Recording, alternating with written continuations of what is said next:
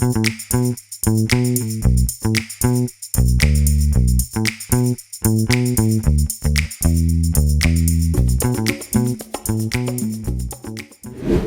la précision d'un chirurgien, ce bébé plant est enraciné pour ensuite être placé sous serre. Les premiers vitroplans de fruits à pain offerts par la Polynésie française par le biais d'une convention entre chambres agricoles sont arrivés à Brapanon, candidate pour être le laboratoire de ce projet. Objectif, développer une filière nouvelle. Là-dessous, on a les plants fraîchement plantés, les vitroplans fraîchement plantés. Donc c'est pour ça qu'on c'est sous une cloche pour garder l'humidité constante.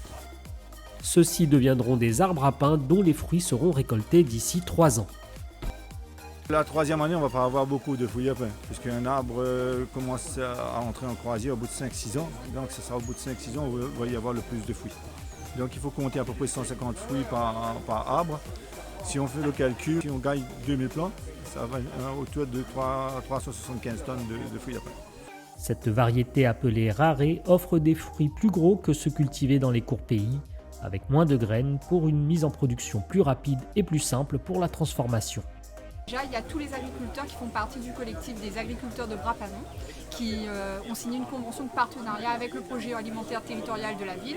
Donc eux ont déjà commencé à préparer l'espace pour accueillir les premiers plants. Et plus largement, donc ça va être ouvert à tous les agriculteurs qui sont inscrits à la Chambre d'agriculture. Sur Brapanon, on est beaucoup sur la canne, beaucoup de canniers. Donc ça va rajouter une diversification en plus pour l'exploitant. Comme on a à côté notre boutique producteur et le laboratoire qui permet de faire la transformation. On a pu faire une formation, cuisiner différemment. On a fait un steak végétal à base de fruits à pain.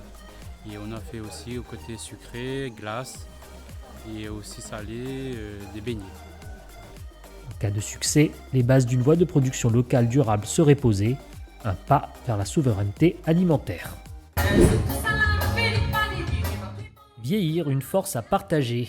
La Semaine Bleue a une nouvelle fois rassemblé toutes les générations autour d'un même message porté nationalement. Pendant 3 jours, sur plusieurs sites différents, le CCAS de Brapanon a fait battre le cœur des Gramounes au rythme de la santé, du bien-être et de la convivialité. Un petit brillant ?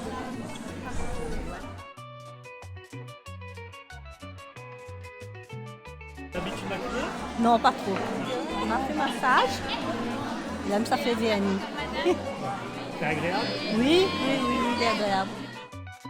Ateliers de cuisine, activités de loisirs et stands de prévention santé, les partenaires mobilisés ont offert aux participants des moments riches en sourires, mais surtout des temps d'échange concrets, utiles et accessibles à tous. Et dans une pomme, il y a autant de sucre, certes. Mais les sucrés. Pomme et sucrée. Simplement, en mangeant la pomme, vous bénéficiez des bienfaits, des fibres. Vieillir est une force, c'est également si on prend soin de sa santé physiquement, on va aller plus loin. La Maison de Sport Santé a chapeauté toute cette dynamique de la Semaine Bleue. Cette Semaine Bleue, conclue par le traditionnel déjeuner dansant sur le champ de foire, a surtout mis en lumière l'importance du lien social et la vitalité de nos seniors. Le Muay Thai a enflammé le champ de foire, l'esplanade s'est transformée en véritable arène pour le gala organisé par Samuel Andoche. L'événement qui en est à sa 2e édition a rassemblé plus de 2000 spectateurs venus de toute l'île. 10 combats au programme, des affrontements spectaculaires et une mise en scène digne des grands shows internationaux. Pour l'instant, ça se passe très bien. On a on a déjà le public qui est là, le public de l'Est. Des combats assez actifs, assez puissants. On a vu des KO, on a vu des soumissions dans la boxe libre. L'infrastructure de Brapanon est vraiment extraordinaire pour ça. Les champions locaux ont partagé l'affiche avec des combattants de très haut niveau venus de Thaïlande et de la scène nationale. Et la jante féminine n'a pas été en reste, donnant des duels intenses et techniques salués par le public.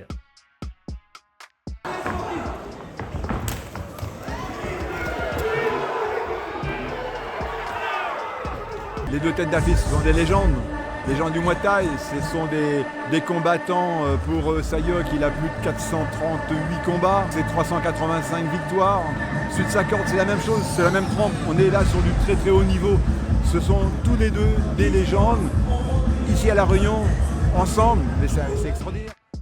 Pendant près de 6 heures, l'ambiance est restée électrique, laissant un goût de reviens-y.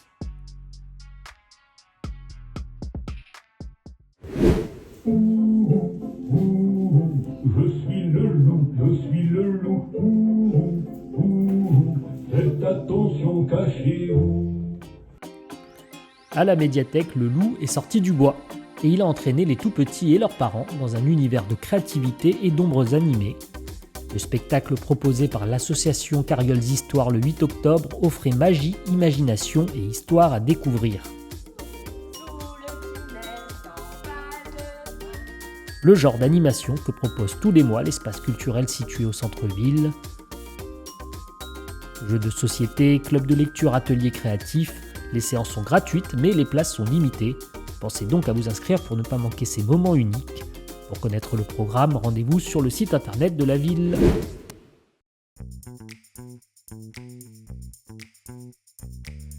Bientôt Halloween, la ludothèque invite les marmailles à confectionner leur chapeau de sorcier le mercredi 29 octobre.